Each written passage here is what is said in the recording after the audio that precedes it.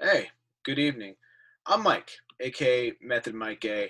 And while I'm in the process of getting this webcast, podcast, or whatever you'd like to call it, started with Timmy D, aka Mummies on Main Street, I want to just take a few minutes and pay tribute to an artist who I feel is often overlooked and deserves a lot more props. People are often will ask me who I view as the best singer or my favorite singer of all time. And as a white kid from the suburbs who grew up primarily on 1980s and especially 90s rock, it's really easy and obvious to go with somebody in Seattle, like from the Big Four or the Chili Peppers. Everyone knows how much I love them. Or even like a hair metal whaler who just technically was awesome, like a Dio, and he's great. But that's not the case at all. And Dio's not only a hair metal whaler.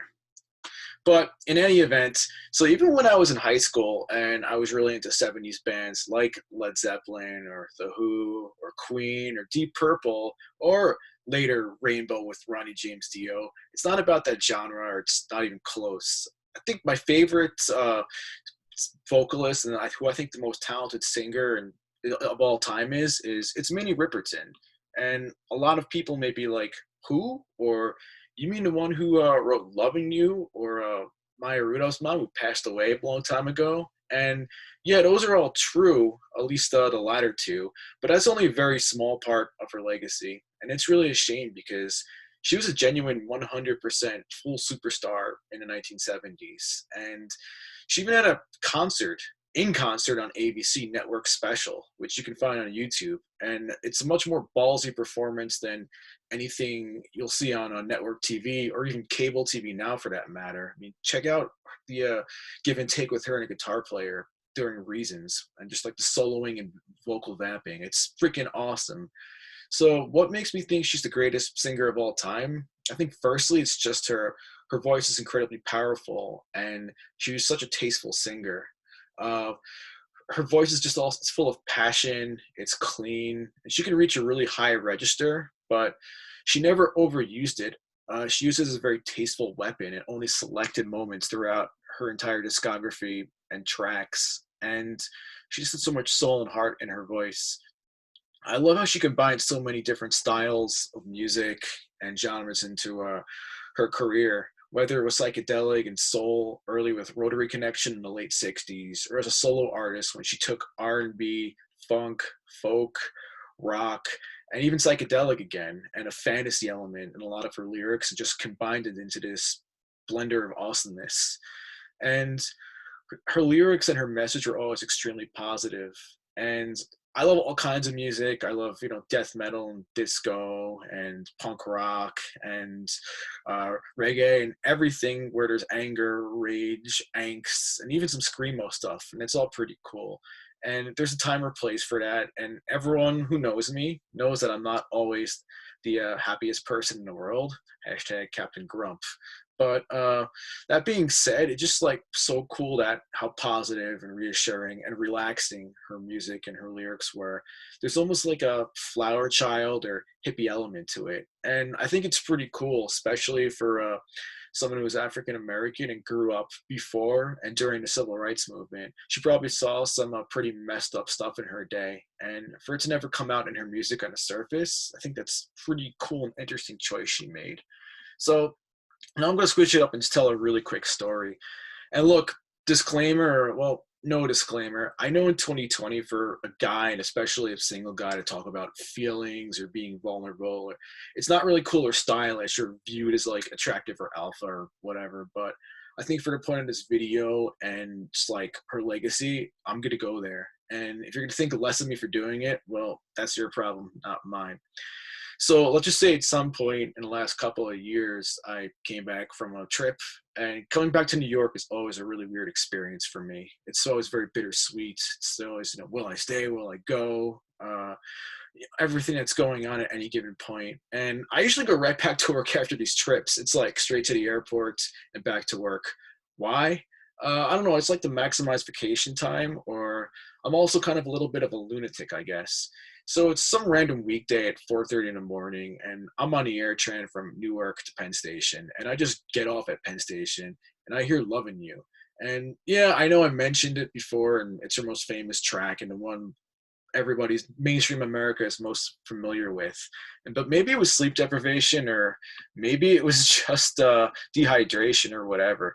But it just made me think of whichever girl I liked at that point in my life, and just started getting that, like, feelings deep down inside in the heart, kind of like where the heart is in his Love and Rocket shirt. And I'm not that cheesy, like lovey-dovey type way, but just, what was going on, the emotion of it. And it's pretty cool. I definitely teared up a little bit and got sad and just vamped on it for about 10 minutes. And, I think just, I don't want to talk too much about spirituality or religion or personal beliefs, but it was a pretty emotional moment. And I think it was pretty funny because whether it was a higher power or just Minnie Riperton playing some kind of unintentional trolling, it was the most sincere unintentional trolling I've ever experienced. And, I appreciated that, and I'll always remember that. So why isn't Minnie Riperton more well known, and why isn't she bigger? Well, the fact of the matter is she only lived till she was 31. She passed away in mid 1979 from lymphedema. And had she lived longer and into the 80s and 90s, I think it would have been really interesting to see her take on the MTV generation and her conquer that like 1980s very like synth sound with the Phil Collins drums, as we talked about a little bit, in various other aspects, or we will talk about as well.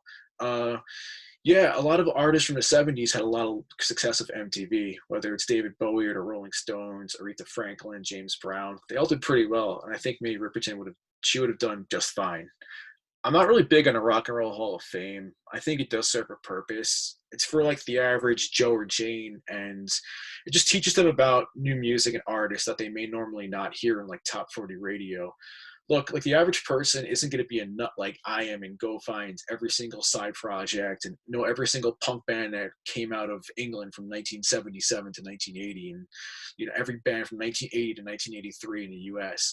But it's kind of like Indiana Jones. It belongs in a museum, and her legacy definitely belongs in a museum like that. It's important for everyone to know who she is, and everyone, I mean, just Western society, well, all society for that matter, because she is that damn good. Uh, I know traditional rock fans were up in arms the last 2 years when Janet Jackson and Whitney Houston made it into this Rock and Roll Hall of Fame. And I don't have a problem with either being in there. They're both legends and just both at the top of their game and amazing artists. What I do have a problem with, though, is them going in before Minnie Riperton did. I think it's just an absolute disgrace and just awful how overlooked she is. I mean, without her, there's no Janet Jackson, there's no Whitney Houston, there's no Annie Lennox, there's no Ari Lennox, and there's definitely no Mariah Carey. So now comes a recommendation. I've talked a lot about how great she is and how she blends styles and her positivity and just energy. Where do you start? Well, I think the best place to start is her album Perfect Angel. That's like her Abbey Road or Nevermind or Blood Sugar Sex Magic, which in Mike Talk is most famous recognized album for that artist. It's the one where she's in overalls eating an ice cream cone on the cover, and making a little bit of a mess, kind of playfully joking around. But check out any of her releases, whether it's Adventures in Paradise or Stay in Love or Minnie. I own most in digital format, but I'm just going to really quickly bring out a copy of her first album, Come to My Garden, which I picked up in late 2018 visiting my sister in Boston. And it's a great album, bossa nova, jazz, full orchestra. There's a lot of cool colors and dynamics and interesting sonic stuff going on in here. Let me open it up. Here's another cool picture of her in some garden somewhere in the CD. Cool. But to talk a little bit more about it, I think Story is specifically Le Fleur, which is the opening track. Jordan Peele used it in the credits for his film Us. Us wasn't my favorite Jordan Peele project. That's a whole story for another day, but it was still a cool film, and I loved that visual of just seeing the helicopters with Le Fleur playing over it, the opening guitar and Minnie Riperton singing, and it was just so cool, and it brought the film up another notch in my book, and it shows that Jordan Peele gets it, and he's a real music fan. So give her music a listen. It will take you on an adventure. It will give you reasons to stay positive, and when you first hear it, it won't matter where you are. So thanks for listening to this rant, as we say in New York. Hopefully you learned something and you check out some good music after. And you could think of this almost like a mini episode or DVD bonus material for your older folks for what Tim and I are going to do on a semi-regular basis. Tim's going to have some of his own things that he do, which is awesome. And check it all out. Watch it at your discretion, and hopefully it brings you some positivity. I think next up for my mini rants, or my little things that make me the angry old man on the lawn, it's going to be I want to talk about the Deftones more and why they should be in a Rock and Roll Hall of Fame, their legacy and why it's important. So thank you. Good night. Be good.